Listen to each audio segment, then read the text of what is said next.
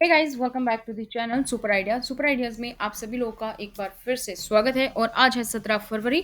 तो उत्तराखंड की खास खबरों पर नजर डालते हैं। कुछ गाइडलाइंस में चेंज है तो कुछ चुनाव के अपडेट है, तो सभी खबरों पर देख लेते हैं।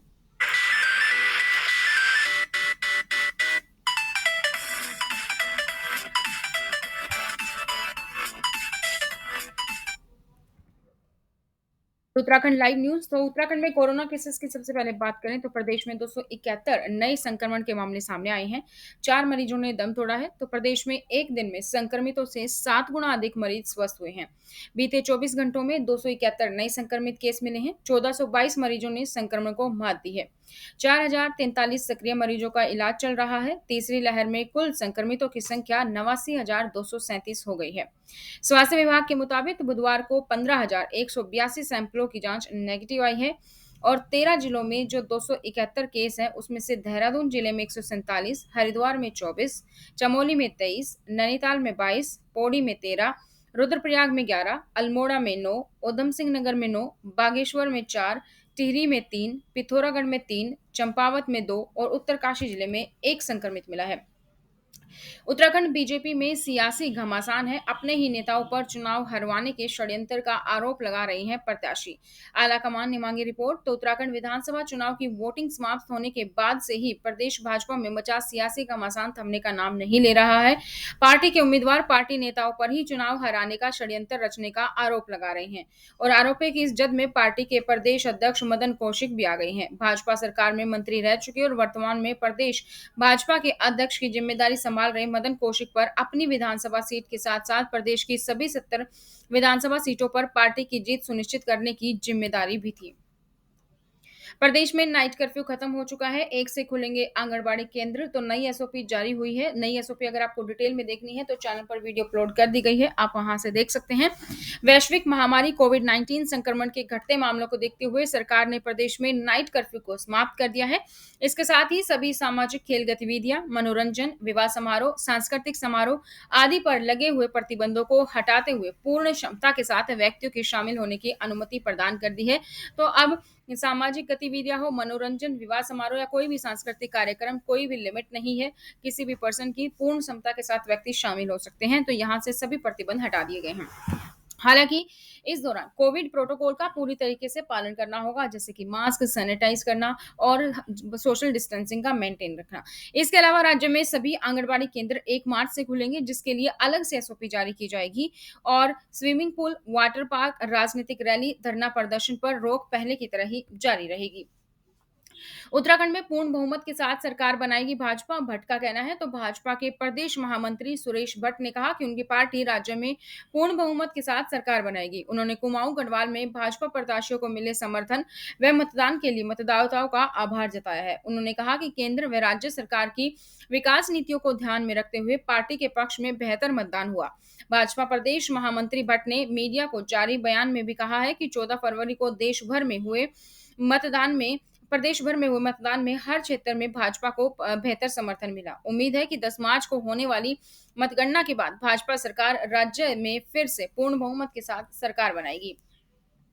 हाईकोर्ट ने भोजन माता नियुक्ति मामले में अभिभावक संघ अध्यक्ष सहित 5 अन्य की गिरफ्तारी कर रोक लगाई है। हाईकोर्ट ने चंपावत जिले के जीआईईसी सूखी ढांग के अभिभावक संघ अध्यक्ष नरेंद्र कुमार जोशी सहित 5 अन्य की गिरफ्तारी पर रोक लगाते हुए सरकार को 4 सप्ताह के भीतर जवाब दाखिल करने के निर्देश दिए हैं। न्यायमूर्ति आरसी खुलबे की एकल पीठ के समक्ष मामले की सुनवाई हुई।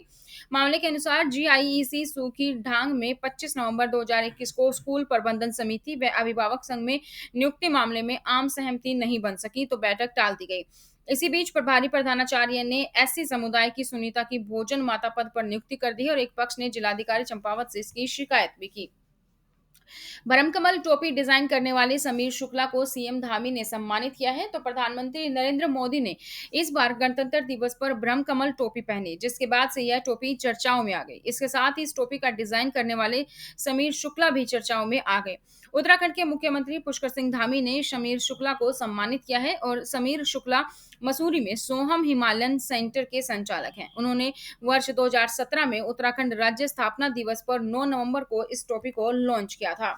समीर शुक्ला का कहना है कि उत्तराखंड में सर्वमान्य टोपी नहीं है, हर क्षेत्र में अलग-अलग टोपियाँ पहनी जा रही हैं, तो ऐसे में उन्हें विचार आया कि एक ऐसी टोपी होनी चाहिए जिससे उत्तराखंड की पहचान हो। इसलिए उन्होंने एक ऐसी टोपी डिज़ाइन की जिसमें परंपरा है ही, साथ ही आधुनिकता का पुट लिए हुए है और ब्रह्मकमल टोपी कई रंगों में तैयार की गई है। समीर शुक्ला बताते हैं कि यह टोपी मसूरी के दर्जी जगत दास ने बनाई है, क्योंकि केदारनाथ में पूजा ब्रह्मकमल से होती है और यहाँ यहाँ का राज्य पुष्प भी है। इन्हीं 2 विशेषताओं को देखते हुए इसे ब्रह्मकमल पहाड़ी टोपी का नाम दिया गया है। उत्तराखंड में पतंजलि योग ग्राम में बुकिंग के नाम पर फर्जीवाड़ा चल रहा था। बाबा रामदेव और आचार्य बालकृष्ण की फोटो का कर रहे थे इस्तेमाल, केस किया गया। पतंजलि योग ग्राम में इलाज व बुकिंग के नाम पर फर्जीवाड़ा किया जा रहा था। कुछ वेबसाइट के जरिए यह फर्जीवाड़ा किया जा रहा था, जिस पर पुलिस ने मामले में पतंजलि के एक अधिकृत हस्ताक्षरी की शिकायत के बाद मुकदमा दर्ज कर मामले की जांच शुरू कर दी। इन फर्जी वेबसाइट ईमेल के माध्यम से योग गुरु रामदेव और आचार्य बालकृष्ण के फोटो का प्रयोग कर फर्जी विज्ञापन भी दिए जाने की बात सामने आई। सिडकुल थाना प्रभारी प्रमोद उनियाल के मुताबिक अम्बरीश कुमार निवासी ग्राम औरंगाबाद थाना सिडकुल अधिकृत हस्ताक्षरी पतंजलि योगपीठ ट्रस्ट योग ग्राम में पुलिस को दी गई शिकायत में बताया कि उनके संज्ञान में आया है कि योग ग्राम के नाम से फर्जी वेबसाइटों का संचालन किया जा रहा है। उपभोक्ता मूल्य सूचकांक देश के सब 10 सबसे ज्यादा महंगाई वाले राज्यों की सूची जारी। उत्तराखंड की बात करें तो उत्तराखंड जो है सबसे ज्यादा महंगाई वाले 10 राज्यों में से उत्तराखंड 8वें स्थान पर है। उत्तराखंड की चुनावी सियासत को गरमाने वाली महंगाई नीचे उतरने का नाम नहीं ले रही है। राज्य के शहरी क्षेत्रों में देश भर में सबसे अधिक महंगाई दर्ज की गई है। राज्य के शहरी क्षेत्रों में महंगाई की दर 6.64 से बढ़कर 7.62% आकी गई है, जो कि देश में सबसे अधिक है। बेटे की बीमारी का इलाज महंगा होने पर पिता ने मासूम का गला दबाकर शव खेत में फेंक दिया। रैली के बहेड़ी क्षेत्र की सीमा से सटे सिरोली कला गांव में एक ट्रक ड्राइवर ने अपने 3.5 साल के बेटे को पहले अगवा किया और फिर उसकी गला दबाकर हत्या कर दी। उसका शव बहेड़ी में एक खेत में फेंक आया। इसके बाद थाने पहुंचकर गुमशुदगी की दर्ज भी करवा दी। पुलिस ने सीसीटीवी फुटेज के आधार पर घटना का खुलासा कर आरोपी पिता को ही गिरफ्तार कर लिया है। बताया जा रहा है कि बेटे को हीमोफीलिया बीमारी का महंगा इलाज न करा पाने के कारण उसने यह वारदात की और एएसपी ममता बोरा ने बुधवार को पुलबट्टा थाने में पत्रकारों को बताया कि सिरोली कला निवासी मोहम्मद तारिक ने मंगलवार को गुमशुदगी दर्ज कराई थी, जिसके लिए उसका 3.5 साल का बेटा शाबान मंगलवार सुबह उसके साथ बाइक घूमने के लिए निकला था। इसके बाद वह उसे घर के बाहर छोड़कर अपने पैतृक गांव ढकिया बेहड़ी चला गया था। ये है दोस्तों उत्तराखंड की हुई कुछ खास खबर। इसी तरीके से हर खबर पाने के लिए चैनल को सब्सक्राइब करें, साथ ही बेल आइकन को प्रेस करें, वीडियो को लाइक और शेयर करना ना भूलें।